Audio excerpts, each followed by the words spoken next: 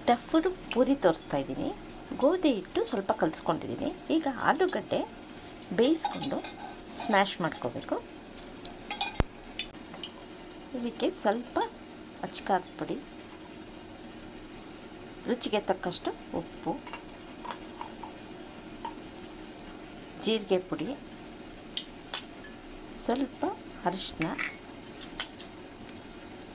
ಸ್ವಲ್ಪ ಗೋಧಿ ಹಿಟ್ಟು, ಒಂದು 2 ಟೀ ಸ್ಪೂನ್ ಗೋಧಿ ಕಡಲೆ ಹಿಟ್ಟು ಹಾಕ್ಕೊಂಡಿದ್ದೀನಿ. ಒಂದು 2.5 ಸ್ಪೂನ್ ಕಡಲೆ ಹಿಟ್ಟು, ಟೊಮೆಟೊ ಸ್ವಲ್ಪ ಸಣ್ಣ ಕಟ್ ಮಾಡಿ ಇಟ್ಕೊಂಡಿದ್ದೀನಿ, ಈರುಳ್ಳಿ ಸ್ವಲ್ಪ, ಕೊತ್ತಂಬರಿ ಸೊಪ್ಪು. ಇದಿಷ್ಟು ಚೆನ್ನಾಗಿ ಕಲಿಸ್ಕೋಬೇಕು.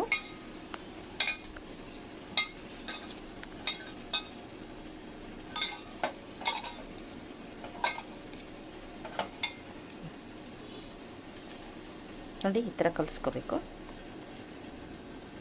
ಈಗ ಸ್ಟಫಿಂಗ್ ಮಾಡೋದು ತೋರಿಸ್ತೀನಿ. ಈ ಥರ ಆಲೂಗಡ್ಡೆ, ಈರುಳ್ಳಿ, ಟೊಮೆಟೊ, ಆಲೂಗಡ್ಡೆ ಬೇಯಿಸ್ಕೊಂಡು ಸ್ಮ್ಯಾಶ್ ಮಾಡಿಕೊಂಡು ಅದಕ್ಕೆ ಈರುಳ್ಳಿ, ಟೊಮೆಟೊ, ಜೀರಿಗೆ ಪುಡಿ, ಕೊತ್ತಂಬರಿ ಸೊಪ್ಪು ಎಲ್ಲ ಹಾಕ್ಕೊಂಡು ಈ ಥರ ಉಂಡೆ ಮಾಡ್ಕೊಂಡಿರೋದನ್ನ ಪೂರಿ ಥರ ಲಟ್ಸ್ಕೊಂಬಿಟ್ಟು ಅದರೊಳಗೆ ಇಟ್ಕೋಬೇಕು.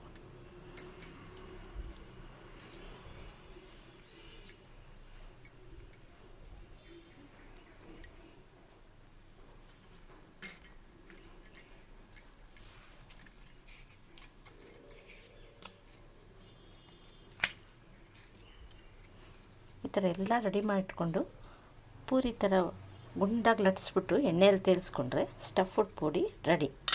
ಇದು ತುಂಬ ರುಚಿಯಾಗಿರುತ್ತೆ. ಬರೀ ಪೂರಿನೇ ತಿನ್ಬೋದು. ಮಕ್ಕಳಂತೂ ತುಂಬ ಇಷ್ಟಪಡ್ತಾರೆ.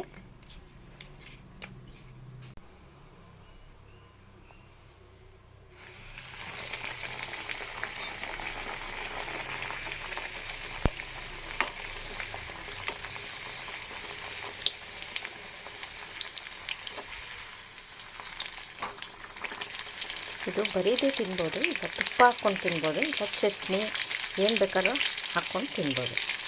ಬರೀ ತಿನ್ನೋಕ್ಕೂ ಅಷ್ಟು ಟೇಸ್ಟಾಗಿರುತ್ತೆ. ಮಕ್ಕಳಿಗಂತೂ ಓಡಾಡ್ಕೊಂಡು ತಿಂತಾರೆ.